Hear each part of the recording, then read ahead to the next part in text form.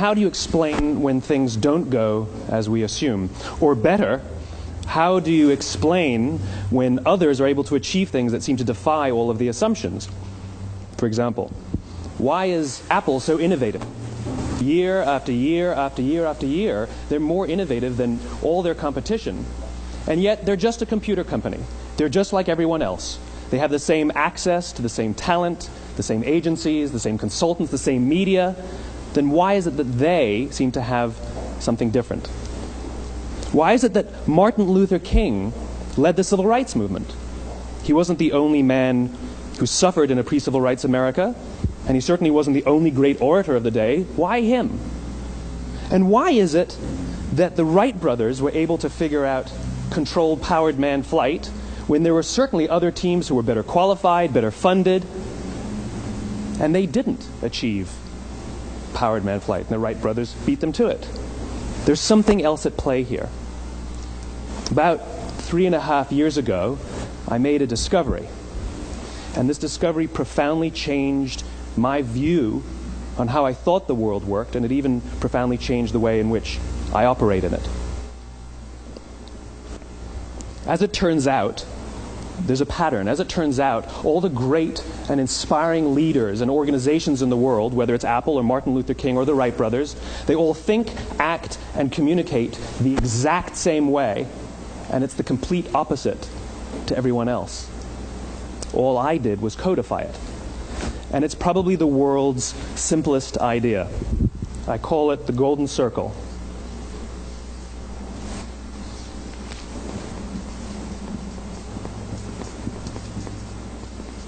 Why, how, what? This little idea explains why some organizations and some leaders are able to inspire where others aren't. Let me define the terms really quickly. Every single person, every single organization on the planet knows what they do, 100%. Some know how they do it, whether you call it your differentiating value proposition or your proprietary process or your USP. But very, very few people or organizations know why they do what they do. And by why, I don't mean to make a profit. That's a result. It's always a result. By why, I mean what's your purpose? What's your cause? What's your belief? Why does your organization exist? Why do you get out of bed in the morning? And why should anyone care? Well, as a result, the way we think, the way we act, the way we communicate is from the outside in. It's obvious. We go from the clearest thing to the fuzziest thing.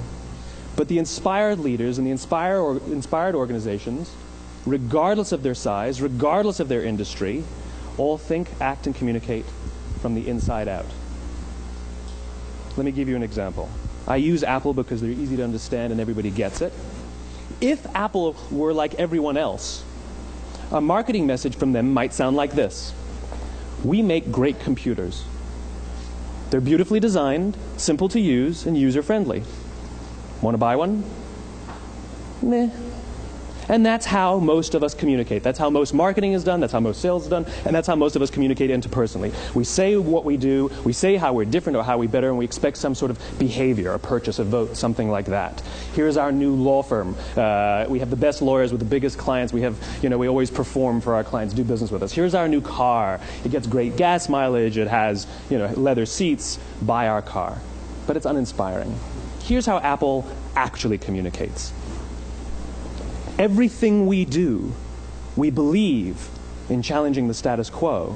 We believe in thinking differently. The way we challenge the status quo is by making our products beautifully designed, simple to use, and user-friendly. We just happen to make great computers. Want to buy one? Totally different, right? You're ready to buy a computer from me. All I did was reverse the order of the information. What it proves to us is that people don't buy what you do, people buy why you do it. People don't buy what you do, they buy why you do it. This explains why every single person in this room is perfectly comfortable buying a computer from Apple.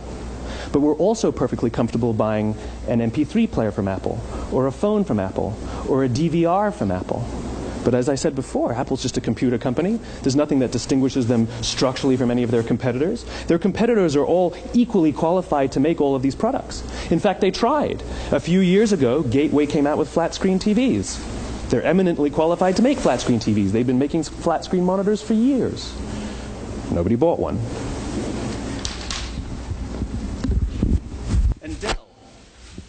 Dell came out with MP3 players and PDAs.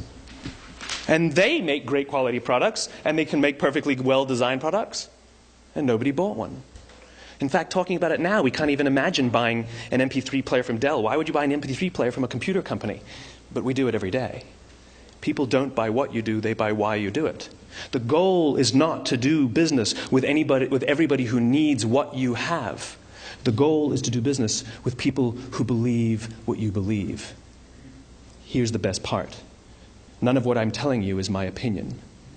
It's all grounded in the tenets of biology, not psychology, biology. If you look at a cross-section of the human brain, looking from the top down, what you see is the human brain is actually broken into three major components that correlate perfectly with the golden circle. Our newest brain, our Homo sapien brain, our neocortex, corresponds with the what level. The neocortex is responsible for all of our rational and analytical thought and language.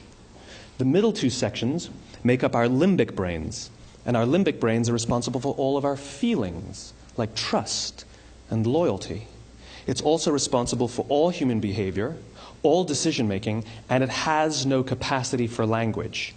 In other words, when we communicate from the outside in, yes, people can understand vast amounts of complicated information like features and benefits and facts and figures. It just doesn't drive behavior. When we communicate from the inside out, we're talking directly to the part of the brain that controls behavior, and then we allow people to rationalize it with the tangible things we say and do. This is where gut decisions come from. You know, sometimes you can give somebody all the facts and your figures, and they say, I know what all the facts and details say, but it just doesn't feel right. Why would we use that verb? It doesn't feel right. Because the part of the brain that controls decision-making doesn't control language. And the best we can muster up is, I don't know, it just doesn't feel right. Or sometimes you say you're leading with your heart or you're leading with your soul. Well, I hate to break it to you, those aren't other body parts controlling your behavior. It's all happening here in your limbic brain, the part of the brain that controls decision-making and not language. But if you don't know why you do what you do, and people respond to why you do what you do, then how will you ever get people to vote for you or buy something from you, or more importantly, be loyal and want to be a part of what it is that you do? Again, the goal is not just to sell people who need what you have. The goal is to sell to people who believe what you believe.